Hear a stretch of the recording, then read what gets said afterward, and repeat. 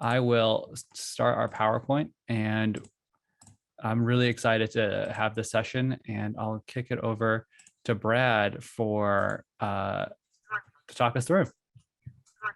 Thanks, Justin. And thanks everybody for being here. I'm excited to let me shut off my screen reader so it doesn't talk to you the whole time I'm trying to talk to you.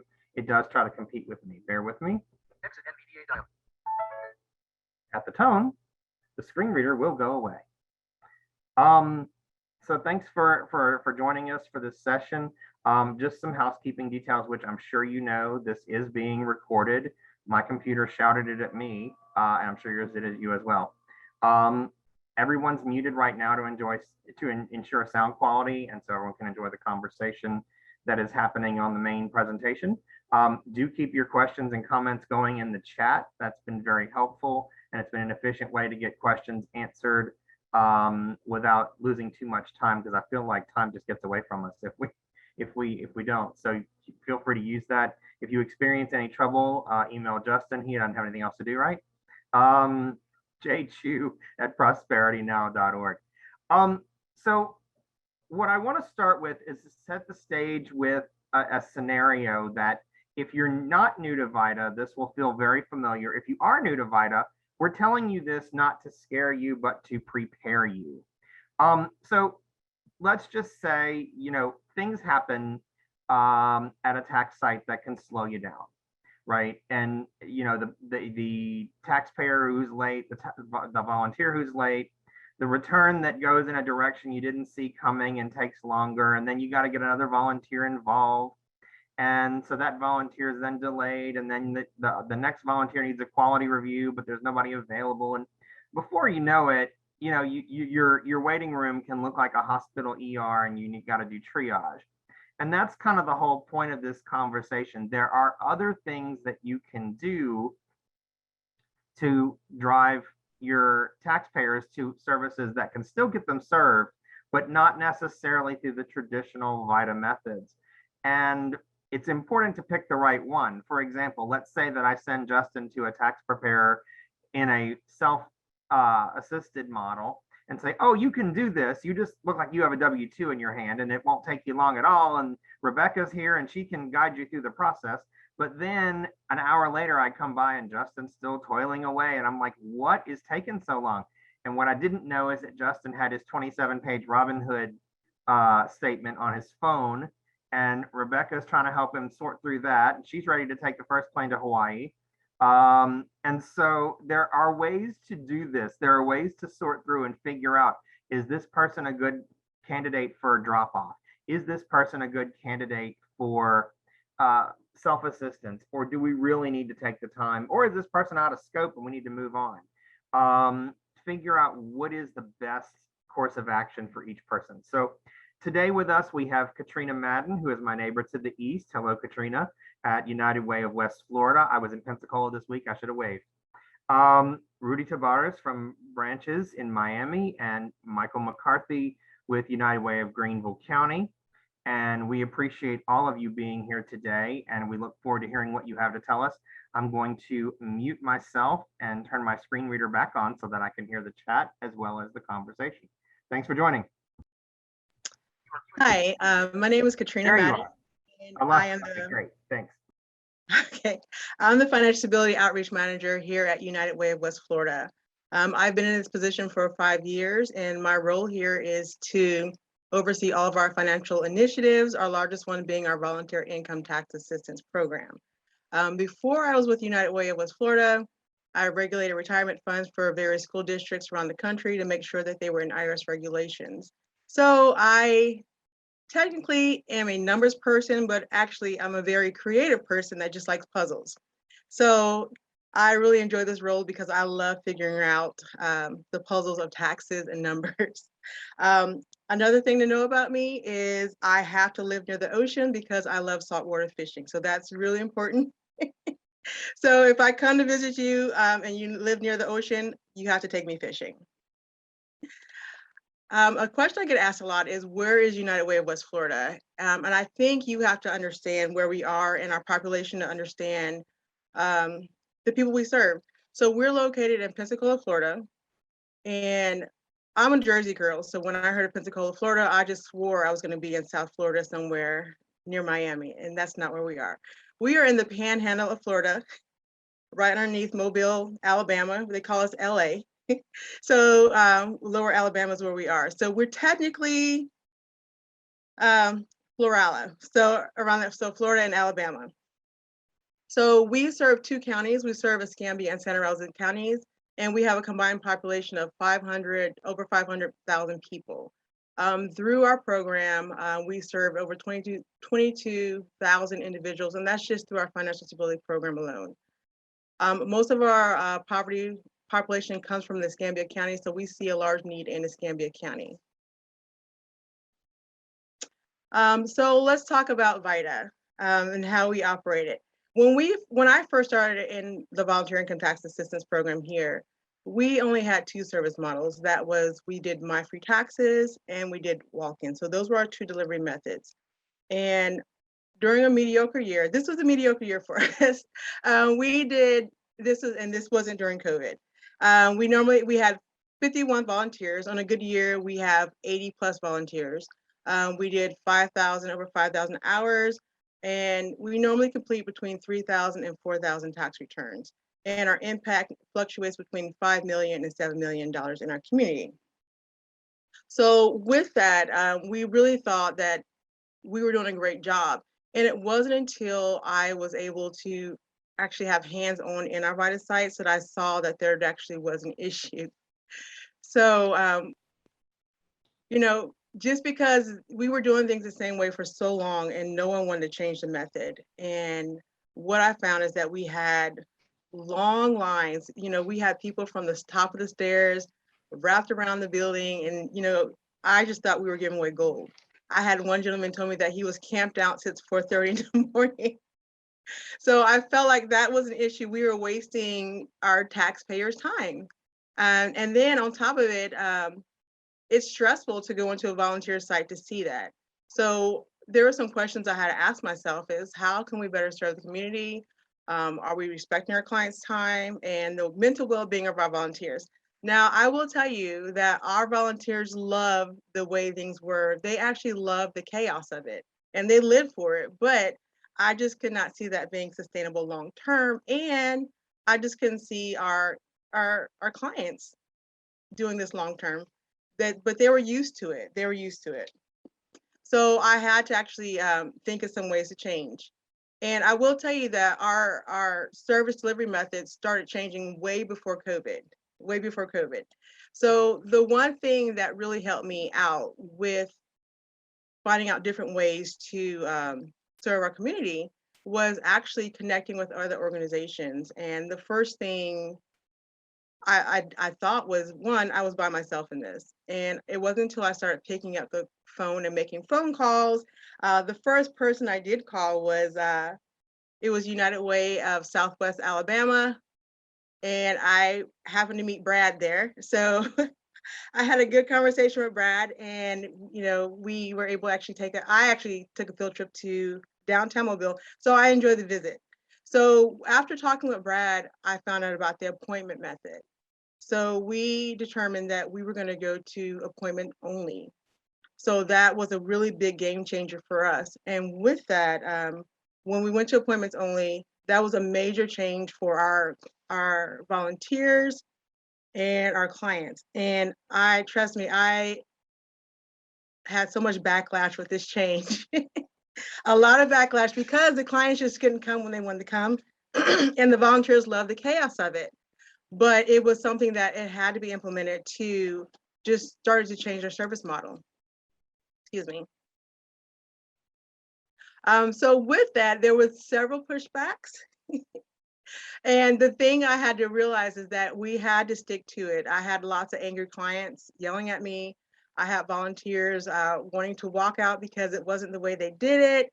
But I found out that if I just stuck to it, I followed through, those angry clients were thanking me in the end, and I had some happy clients. Now, I will tell you, with COVID, it was another game changer. And it was connecting with other organizations. I believe it was through the Tax Opportunity Network that I found out about Get Your Refund. So with Get Your Refund, we found out, and that was a game changer for us because when COVID first hit our community, we had to shut down our sites because we had no way of preparing clients' taxes. We couldn't do it safely. And our main concern was for our volunteers' health, and we didn't want to be a super spreader site. So I made a decision to shut down our sites March 12th of, I believe that was 2019 or 20, the years are meshing now. I've been virtual for so long now. It's just meshing. But it was March 12th, it was 2019, I shut down our Vita sites, all of them. We had 10 sites. So I went and shut them all down. So it wasn't until, and I was just making phone calls, just following up with clients that we've already prepared their taxes and just finishing them out that way. And it wasn't until I had made that connection with the Tax Opportunity Network that we found out about Get Your Refund. So we were able to deliver another service model for our clients. What I found with the service model with Get Your Refund is that we can do everything virtual. So we had My Free Taxes, and so that was perfect for computer savvy people, and who was self-motivated to prepare their own taxes. And then we have the virtual method. And what I found out about the virtual method is that we can reach clients who are homebound or who had different shifts. They had shift work, so we were able to reach them as well. So it was a perfect model for us, and we were able to stay safe and keep our community safe. What I did find out about the Get Your Refund method is that we had a lot of elderly clients who, are not computer literate. So I was starting to go out in the later months of 2020 and meeting with my elderly clients who were 80 and above and working with them. So from that, we developed a hybrid method. So we realized that even though there's a lot of people out there that are using computers and we're going virtual everywhere, there still needs to be something for the clients who are not computer savvy. So we've developed a hybrid method. And actually, just making those connections yesterday, I heard one organization, they were doing navigators, and it reminded me of healthcare navigators, and that's something that I'm going to start utilizing as well. So with our service model, I'll let you know what did work for us. Now, the walk-in and show-up method worked for us, but it was just too much confusion, so we had to definitely do appointments only. And we use Appointments Plus with that because I love their texting features. If anything happens with clients or we have to do something with the sites or emergency shutdown, I can send out a mass text message through our Appointments Plus to reach our clients immediately. Get Your Refund. Get Your Refund was definitely a game changer for us. We will definitely be implementing a hybrid method. One thing that I did notice with Get Your Refund for our program is we had a lot of bottleneck at intake, and we had a hard time reaching our clients for the review process. So what we're going to implement this year is that we're going to do the hybrid method. We're going to have clients walk in. We're going to allow them to scan in their documents. So it's almost like a drop-off method, but we're using the Get Your Refund system to upload all of their documents. We will have virtual tax preparers on hand, excuse me, but the tax preparers will not be in the office. We'll be letting the tax preparers prepare taxes off-site. We just don't want to expose our volunteers to the public just yet. I want to keep them safe. So we will definitely be implementing a hybrid method for those people who are not computer savvy. Virtual volunteers, I will tell you, this is something I never ever thought of. When COVID hit, we lost half of our volunteer force because they were up in age and they were in that high impact group for the pandemic. So we lost half of our force. So what we did, and we implemented virtual volunteers, and we used banking partners. And we had several partners referred to us through Florida Prosperity Partnership. So thank you for that. That was awesome. And that was a great way I know a lot of people had concerns about information and security of information, but we found out if we utilize banking partners, they're already vetted by the banks and they can do their volunteer hours while at work. So that was something that worked for us, and we will still be expanding on that this year. My free taxes. This is something the FSA, now I will tell you, we tried FSA through VITA, and it does work for some organizations, but it just didn't work for our area. When we implemented the VITA FSA, we only had one client out of all of our organizations that we reached out to. But My Free Taxes, we always have great success doing the My Free Taxes FSA. And like I said, this is great for people who are already computer savvy and are motivated to do their own taxes. And the great thing about My Free Taxes, and I hope they have this year too, is they had a chat feature last year. So if you had questions and you needed additional assistance, you were able to chat with someone through the My Free Taxes program.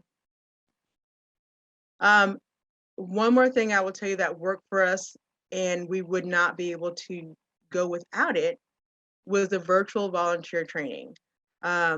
If we didn't have that last year, because I was hit really hard with COVID last year, we would not have had a VITA program. So Florida Prosperity Partnership did our virtual training, and I was able to follow up with Zoom trainings. So that was something that was very, very helpful for our community. So that's one thing that did work for us. So with our delivery methods this year, out of the pandemic and just out of the progression of starting VITA, we definitely are going from the walk-in method and My Free Taxes, and now we're having a hybrid method where we can have people, if they want to stay at home, they can do their taxes totally virtual. If they are computer savvy, they can use My Free Taxes, that's virtual as well, or they can come in and do a drop-off method with the Get Your Refund. So we realized that we needed to serve everyone in the community, and it's just been a progression, and I'm sure we'll still be, and this is not a done deal. I feel like VITA is never set in stone. I feel like you always have to adapt, and there's always something that's going to come up. So we definitely have to be flexible with this. So we'll see how this works for us this year. I'll report back next year, but out of it, we did come up with new service models, and I'm looking forward to this next tax season. So that's how we're serving our clients in our community. And Katrina, what I love about your presentation is how much you referred to the fact that you reached out to other partners and other organizations. And we all do that. That's why we have the listserv. That's why we have all the tools that Prosperity Now has given us and the tools that we've developed on our own. And it's never, you never want to feel alone in this project. We may all be doing it differently, but we all rely on one another. And I love the fact that you just reached out to your connections and took what you could take from them and move forward. So that's awesome. And good to talk to you, because I haven't seen you in quite a while. So yeah, we still need to have our cake date. So you should have called me. I know, they opened one here. Side conversation. They opened a bunch of things here, so we'll have to talk about that later. Yes. So thanks, Katrina. And now we'll move forward to Rudy's presentation, and tell us what you can share with us today. Perfect, thank you. I'm going to be sharing my screen as well.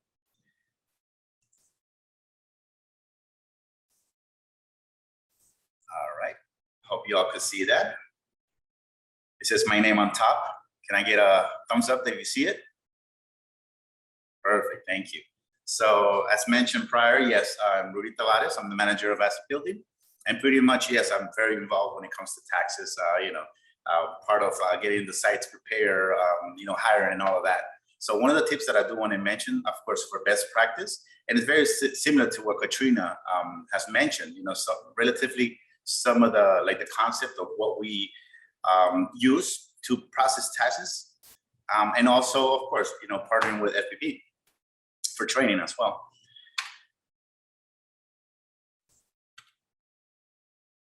So the alternative services and the models that we created are based upon the overall needs. When someone needs to just do it by computer because they're very far, if they, they don't feel comfortable, they want to come over, or they're in the middle of the application and I cannot continue because some of the documents are not being, uploaded correctly. So of course, there's all processes that we have. So for the first one, virtual tax preparation, of course, is to get your refund. And the way it's being used, I'm gonna mention exactly step by step about how each one works. So we're gonna cover virtual tax prep through Get Your Refund. semi-virtual, which is the method of the drop-off, or virtual at the same time. And so it's hybrid, and then in-person preparation. So for virtual tax prep, that's to get your refund, as Katrina was mentioning as well. That's where, you know, our tax preparers have that opportunity to just go online, upload the documents that are needed, and then if they have a, you know, once they have completed that application, we will receive it on our end, and that's when we could call back if there's an error or there's a document that's not, you know, legible. You know, visible. And at times, you know, that would turn into for the participant to have to come in because they've been trying so hard to, you know, upload these documents and they still can't. So the virtual process is just overall everything that is online. And some of the things that we have noticed is that, particularly speaking, sometimes they do, and for some of the users know that when they upload the documents, sometimes they don't upload it in the right location. So let's say if it's an ID, they end up uploading a W-2. So one main thing to consider is always look at every single document that's being uploaded, because at times they do upload the documents in the wrong title. And, you know, we might miss it. So we want to make sure that we go step by step and we go through each one. Now, remember, for virtual, the way the appointments are set, because of course we have to follow up, they're not really like an appointment scheduler, because once we obtain those, there's already volunteers or virtual volunteers who are ready to start processing them. Also site coordinators. So this is something that's like on the go. And of course, there's no appointment needed, because once you receive it, you just process it, you make that phone call, let them be aware, the taxpayer, and let them be aware that there are in the works of processing the tax return. And at the same time, once you start changing the option that, you know, you are preparing it or you are on the review, they also get that detail on email. So semi-virtual, that method is mostly used as a drop-off method. So we have a window, as you see there in the picture, also a gate. So the one with the gate on the right-hand side, that's the north location. The one on the left-hand side, that's the one on the south. Of course, it's through appointment. We have used Appointment Plus as well. It works fabulous because, as Katrina mentioned, it does help you to let them know, or how to get them prepared already prior to their visit. Because you know, you could send messages to say, you know, these are the required documents. Please, you know, make sure you have this on the day of the appointment. Make sure you're wearing a face mask due to COVID-19, et cetera, and so on and so on. Once they have the appointment, they're set for them to come in. Semi-virtual just means like a drop-off method. So they come into on the appointment time. They drop off the documents that are required. We'll review them on the other side. Of course, the other person also is wearing gloves, maybe a shield, you know, and have all the documents that are needed. We have two little buckets. One is with used pens, and the other one is already with clean pens. So, you know, the pencils that are the pens that they're using, they get to fill out whatever form that is needed, which is the intake form. Once we have gathered all the documents, then what we do is that we let them know, can you please wait in the vehicle? If they came in a bus, that's a different story. We just let them know, just please have a seat, as you see right there. The appointments are set in hourly range. So that way they are apart, and also they don't intertwine, because of course, we're trying to comply, if I may say. Now, if there is a complication, because they have been, maybe they're missing a document. Oh, you know what? I didn't receive it, but I still wanted to file my taxes. So things as such, what we let them know is that let's go ahead and reschedule an appointment, and then they're able to do so. Because of course, it's going to take a lot longer. Or then we could tell them, if someone canceled, go ahead and come in at a certain time frame. Or, you know, if you're able to come in within your appointment time, you could just go home and then come back with the document. So those are options that we give them. And those are problems that we have ran through. So I would say that's particularly speaking where the issues will, you know, become a problem, meaning the time frame. But that could always be rescheduled. As you see me there, receiving documents, on the left-hand side, same thing, explaining, you know, what is needed. We do have like protocol, meaning like, you know, the civil rights protection. So pretty much letting them know exactly what they have there, as far as, of course, following protocol. So in-person preparation For that one, it's mostly because of social distance.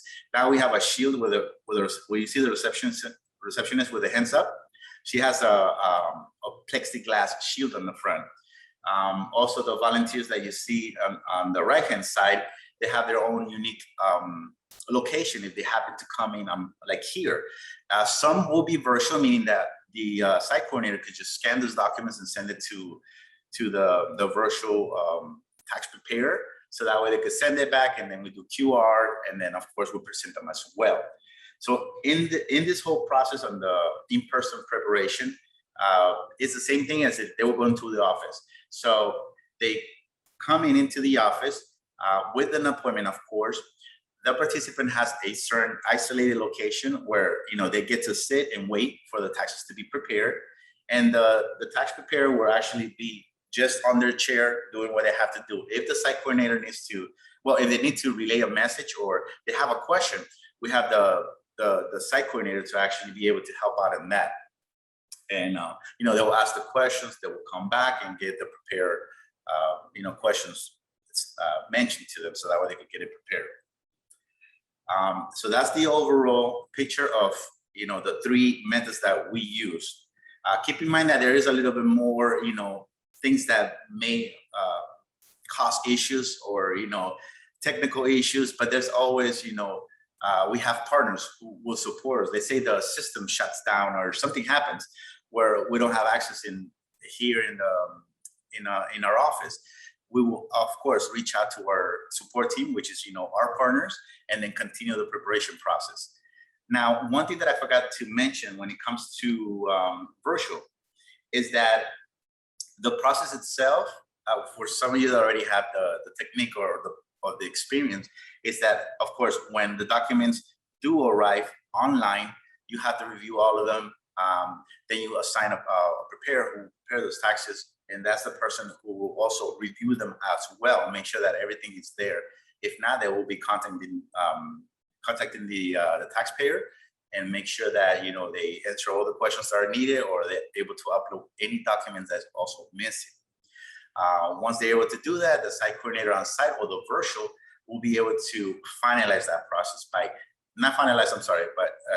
quality review the work and then hand it back for to talk or to talk to the tax preparer, make sure that everything's up to par before they proceed to present. Meaning the way you present is pretty much given, once you change the option, they get the taxpayer get a notification saying your tax has been completed, is ready for signature. And that's when we send all the documents. And of course, we give them a call to make sure that we explain the whole tax return. And if they're okay with it, then they go ahead and sign. And then that's how we conclude the actual process. Okay. So if anyone may have any questions, you're more than welcome to unmute yourself. And I'm not so sure if I do have like maybe 1 or 2 more minutes, if I can answer some few. If not, then that is all for me. Thank you so much for having me.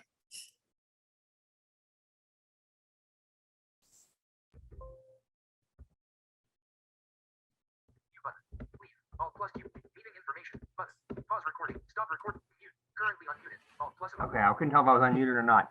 So thanks for that. And I do think that a lot of what you've described will be helped. I think you will find, that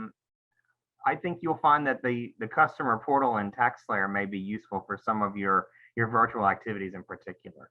So thanks for that. And I'm going to move ahead because we're running a little late. But I think we're okay. So Michael McCarthy, are you with us? Yes, good afternoon, everyone. I hope you're enjoying VITACon. Can everyone see my screen? Perfect, perfect. So yeah, so we are the United Way of Greenville County. We operate a coalition in South Carolina. It is primarily in the upstate. This beautiful photo is our little celebration on our last day of taxes with the team that helped us make it through. So we manage a 10-county coalition, primarily in the upstate, but just a little bit of the low country.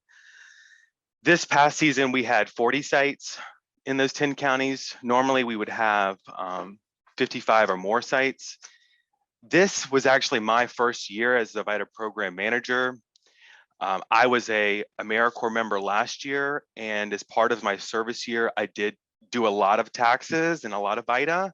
particularly when everything shut down. But this was kind of a lot. This was a big year for me. I learned a lot about VITA, dove in, and just I'm actually really thankful for some of the events that did occur and how the United Way of Greenville County responded to the pandemic, because it helped me learn a bunch of taxes, which I'm going to talk about in a second. Just telling you guys a little bit more about who we are. We did participate in the Rockefeller Technical Assistance Cohort this past year. My main reason for mentioning that is because it did encourage me to kind of go out and experiment with some of these things that I'm going to share with you guys today. We do operate an appointment center. That appointment center can be accessed by calling 211 during tax time. I just see that as being huge for access. Clients know 211, our clients know they can call that number and get an appointment starting in early January. This past season, we did see 35,000 calls, which is actually, it's about 10,000 more than we would normally see.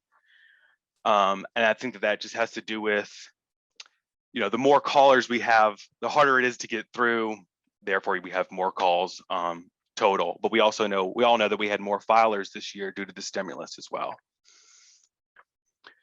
The AmeriCorps program here in the upstate strongly supports our VITA program. They all commit to 10 hours a week during the entire tax season. That is a pretty foundational part for how we're able to do what we do. In our past season, we did not allow any remote volunteers. So all of our volunteers were working with us at sites. We had about 200 volunteers. Normally we would have around 300. So we saw a decrease of about 100 volunteers, but you'll notice in a second that our impact was really not impacted, our number of returns, our production. And then lastly, within this past year, we opened our Opportunity Center. So the Opportunity Center is United Way of Greenville County's Financial Stability Center, and it is our year-round tax service headquarters. And we really see VITA as being an access point to additional financial education and asset building resources that will be available at this center. But VITA is the start of that. So thankfully, so normally we would do about near 13,000 tax returns for tax year 2019. We did 10,000. We maintained that for filing season 2021. Really proud of that. Did about 300 more, and that is 1,000% due to how much we diversified our methods. So we learned a lot in 2020. 54 of 55 of our tax sites closed. We were reduced to one major tax site. It was a very large space. It's not, you could think of like a convention center. It's not a convention center. It's actually part of a technical college, but it is just a large space like that. And so we were able to really space out and do drop-off pickup. Thankfully, my predecessor had at least a plan for drop-off pickup. They were really using it during off-season to do amendments and that kind of thing. But when the events occurred, they scaled it up tremendously. So we completed about 1,500 returns through drop-off pickup in 2020 out of our 10,000. So we learned a lot, and I was super proud to say I did our 100% virtual tax return in 2020. I still remember the taxpayer's name. I was just very proud that I did that. I actually think it's what helped me convince my supervisor to hire me. But so in preparing for 2021, we did do a volunteer survey to see what their comfort level was, which was very helpful. We also did a client survey when we were at that convention center site. So clients that were coming in, we were having them complete surveys on what did they really want to see for services for 2021. And in that, we did learn that taxpayers primarily you guys have probably heard this all day, they primarily wanted in-person tax assistance, but some of them were open to these other methods. So we took all that information and began to plan, starting with our organizational leadership. So we went to the CEO of United Way of Greenville County and the other partners, and made it clear to them what we needed and what, depending on what resources we could get, as far as space, really, that would limit the outcome that we could have. And we tried to estimate so we could make a push for United Way to in other places to donate their office spaces and make things available. So we were successful on some of that, and we were really accurate as far as what we estimated, because we ended up doing exactly what we said we were going to do. So as we were planning, we implemented a couple new things in 2021. We didn't used to have a returning volunteer training. We added that. And we had tons of guides around each of our methods. So I actually wrote step by step for each method and just had them available, but we also held specific trainings for it. We created some new roles. We had the runner role, which a runner is like a greeter that walks around because with the additional space that we're covering with social distancing, we now have documents that need to get to prepare. I'm gonna, in a separate room, I'm gonna speak to that in just a moment. But we needed additional hands to greet taxpayers and move and bring documents to the preparer. And an intake specialist, you guys have probably heard about that all day too, for completing the intake interview and that pickup. We added an addendum to ask the questions that we would normally ask when the taxpayer is sitting in front of us. So those questions could be obtained during intake and there wouldn't need to be, so it would be prompted. So we already knew what we needed to ask and have it written down. We were also really strategic with our volunteer schedules, and I've got some great new ideas for this upcoming season to even further enhance this. But our community volunteers were not willing to sign up for our in-person shifts. We placed our AmeriCorps members on those shifts. Community members, community volunteers were utilized at the preparation only and some of the Get Your Refund opportunities. And strategically, like I said, had AmeriCorps members that face-to-face interaction, and it worked so well. I mean, it was kind of limiting, right? Because I feel bad because I was an AmeriCorps member, and it was such a great experience for me. And I want all the AmeriCorps members to experience the things I experienced. But they did, instead of doing a lot of preparation, they did a lot of interviews, But at the end, you saw that we did 10,000 returns, so that was fantastic. In the middle of all this, we signed on to offer focus cards to our clients this year too. So that was really, it was really a lot in early February there. So these are all the methods that we utilized. Drop-off pickup being primary, about 7,300 returns through that method. Video chat method, I think, was our most interesting and probably the reason why I was invited to speak with you all today. Video chat was hosted at the United Way main office. It's a large office building. And it allowed for volunteers to be in their own individual office, clients to be in their own individual office, and they would speak to each other using echo shows. So echo shows are those Alexas with a computer screen. And you can set them up to drop in on each other so that there's no button pressing or anything for the client to do. And they're able to still communicate. It's all over the same Wi-Fi network. And it maintained the feel of in-person without being in person. And that's what we were really trying to go for with this experiment. And it worked really well. With the only downside being moving paperwork. So you just, placing a client in their room and assigning it to the volunteer, and just some of those extra logistical things were a little bit hairy, but nothing that couldn't be resolved with an extra volunteer, an extra set of hands to walk things around. Yes, so that worked really well. We also had in-person, few sites just really wanted to have that. A few volunteers just really wanted to participate in that, as you probably have heard from national trends with South Carolina. But then, so when we went into the season, I had an expansion plan. I said, I knew, like, okay, if volunteers do sign up to be in person and they do consistently do that, which I didn't think they would, then this was my plan to open more sites in more days. I never got to that. Because the volunteers really didn't sign up along those lines. Like I said, it was primarily AmeriCorps members. So what I did do to supplement, we tried it out, was the Get Your Refund drop-off pickup. And we added appointments where clients could come in, use our iPads to complete intake.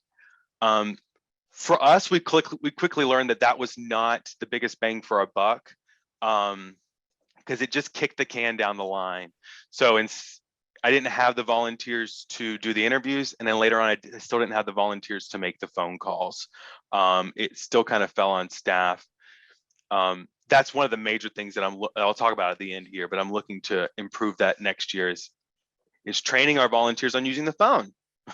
So they're not like, well, I can't do that. No, you can do that. We also had Get Your Refund, 100% virtual. Loved being a part of that. It was so much fun for me to get a whole bunch of returns from Texas somewhere along the line there, and be able to help people outside of South Carolina learn some new things. Then we also had the FSA links and kiosks. So we partnered with Habitat to be available to walk you through your own preparation of your return. And we had the PowerPoint guides available, and clients really didn't want that, right? But it was a great alternative to say, okay, all the appointments are currently booked for the next 3 weeks, but we do have these appointments available where you can prepare your own return with a volunteer available to answer your questions. So one of the things that I'm looking ahead to improve on is returning the ownership to the volunteers. This tax season required so many intensive changes that the volunteers relied really heavily on us as staff. You know, is this okay? Is this not okay? Just navigating all that was harder for them. Some of our sites, you know, we reduced from 14 sites to 5 mega sites, and a mega site's really some volunteers may be willing to do it, but most volunteers just aren't at that capacity. So I'm looking at how we can piece that out to still give some of that ownership to the volunteers, even if we're in a major, a mega site, as I call it. We will have specific training on drop-off pickup to increase confidence on intake interviews. Our volunteers would tell me that that's the reason why they weren't signing up. So, like, well, the role is just so important. Yes, it is, and that's why I really need you to do it, because you guys are so great. That's how I want to change that, how they think about that. We're looking to grow it or maintain the coalition capacity. A few of our counties had some major drop-offs. 2 of our counties had a decrease in their production this past year, but 2 of our very rural counties had a very significant increase. So that was really interesting to see, and just really want to help them hold on to that. Their volunteers ended up loving drop-off pickup, where in Greenville County, we had a lot of people didn't love it. So we're looking to maintain that and utilize Get Your Refund as a way to provide year-round tax assistance in the counties that aren't able to do it. I missed over this in the beginning, but the real benefit of the coalition is that here in Greenville County, we have 2 dedicated staff members who are year-round working on VITA for all 10 counties. And those other 9 counties, they have a staff member who does VITA part-time, part of the year. So it's really important for us to be able to develop those materials so that they can grab and go. We did that with training. Some of them weren't really prepared to do virtual training. We gave them the video. We gave them the materials that they needed to do that. And so we really want to push Get Your Refund so that they can do intake in their county. And if they don't have the volunteers to prepare it in their county, we'll maintain that here in Greenville. And so we're still maintaining services in other counties, but providing the actual preparation here in Greenville.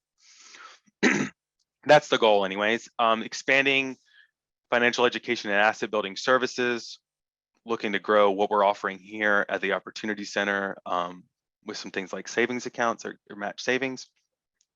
And then improving taxpayer efficacy. This is my favorite thing. I was a VITA client turned VITA volunteer, and now I'm VITA staff. And I just have enjoyed that so much, and I want to see the same thing for our clients. A volunteer took the time to tell me about my lifetime learning credit, and I didn't understand it, but he took the time to explain that to me. A year later, I was explaining it to other people, and now I want to see our clients prepare their own returns. I want to begin having conversations with them and encouraging them to do that, because I know when I learned how to prepare my own return, I told myself, oh man, there's things in this world that I can do that I didn't think I could do before. That's what I want to see the VITA program be. I want to see our clients become volunteers, and then therefore expand how they're able to help their family and friends through My Free Taxes, and really being more of a community resource for tax assistance, and not necessarily I don't like that survival mentality of I need VITA to prepare my tax return. I want us to be available for that, but I also want to try to encourage the community to own their own financial situation, and I think tax preparation is a great way to do that. Thank you, guys. Really good information, and I like your passion. As somebody who started in VITA 10 years ago, and they said you're gonna also, we hired you for this other project, but you're also gonna be over our tax program. And I could spell tax, and that was about it. And now to be where I am, and I love your passion for showing people how their credits work and their taxes work. And so much of what you said resonated with me in terms of how you got through the process of this last year. So thanks for that. Justin, do we want to go into Q&A, or we want to go straight into breakouts at this point? I know we've run a little bit longer than we needed to, but we got some really good information. I think we could have about like 5 minutes for Q&A, and then we'll do 20 minutes for that breakout room. So if anyone has any questions. There's been a lot of conversation in the chat room, which is a great way to do it. I'm going to mute because my computer's going to talk like a fiend. But if you see anything that jumps out at you, go ahead and bring it forward. Yeah, hold on. I got one here to Michael from Tamara, which is, why did you decide that your preparers would not work from home? It was a security risk for us. It was just, we already knew we were going to be doing so many different things that I didn't want to have to think about, is the volunteer working from home actually protecting personal identifiable information for taxpayers. We just knew we already had a lot. I didn't say this in my presentation. I let one volunteer work from home because she just hit 20 years this year. So I let one volunteer work from home. She's been doing it for 20 years, but everyone else, I was just not okay with it. It was just too much of a risk for us with everything else we had going on. Great, thanks, Michael. A question here for Rudy, which was, how did you maintain confidentiality with social distancing and not sort of have other taxpayers over here, right? If we're all in a room together, sometimes things get said. Confidentiality, well, that we actually, when we have virtual, I mean, are you referring to the volunteers who prepare the taxes? Yeah. Okay, so is that the case? Yes, we already had volunteers and also site coordinators who have been in our facility, and they have already had a background check. So pretty much what we did was we hired those to become virtual preparers, which was a great option for them because they could do that from home, or etc. We did provide the equipment, like the actual laptops and all, and in addition to that, that's what the certainty that we had, that they had a background check, so we were able to at least had them remotely. And for the new person who actually, of course, also had to do a background check and then come in, those were the ones that will be on site as an option, because definitely we want to make sure that the ones that were remotely was the ones that already had participated for a couple of years, and we had a good relationship with them. Great, thanks, Rudy. And this one's for Katrina, which is, how do you figure out deal with your appointment no-shows? Like, what is the, you don't want to waste effort, you want to waste time. So how do you deal with any appointment no-shows? We had very few no-shows, but the ones that did not show up, we gave them a call.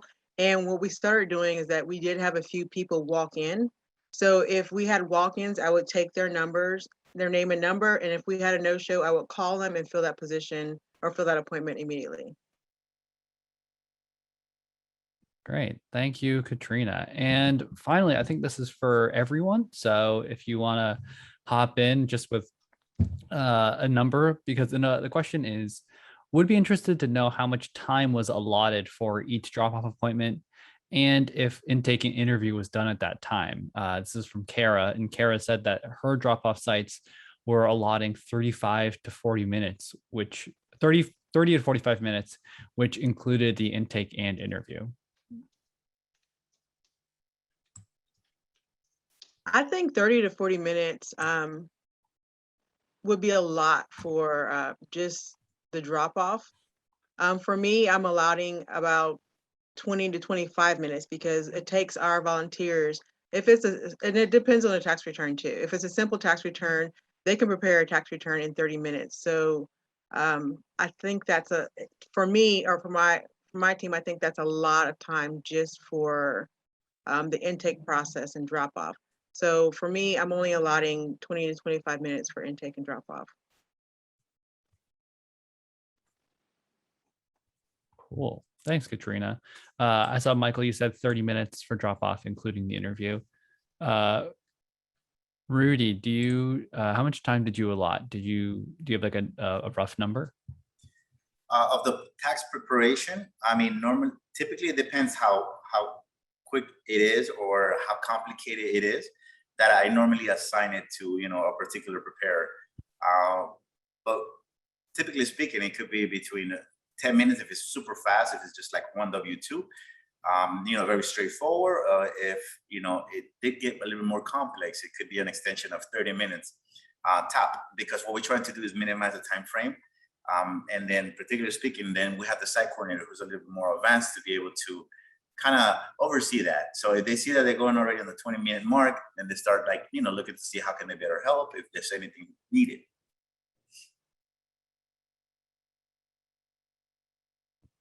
Great. Thank you. I see. Yeah. People here talking 15, 20 minutes just for drop off, including intake, 30 minutes, 30 minutes. Yeah. Thank you, all of you, for sharing. I think we'll kick it now over to these breakout rooms.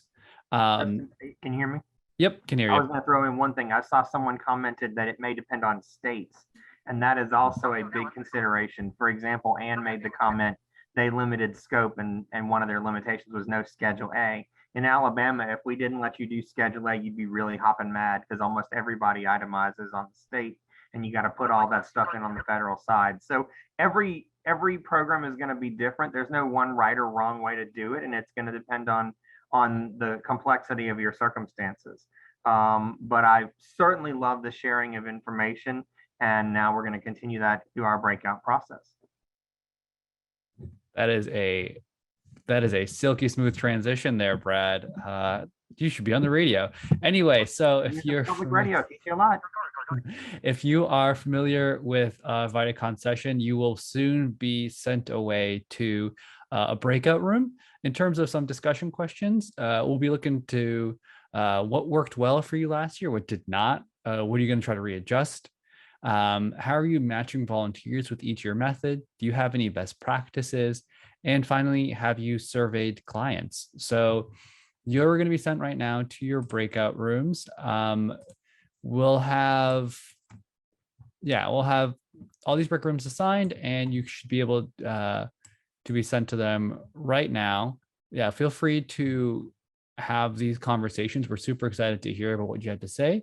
We'll spend about 15, 20 minutes on this, and then we'll circle back together and have a little bit of a share out. So if you have any good insights, messages that you see and you want to talk about, feel free to put those in the chat when we come back.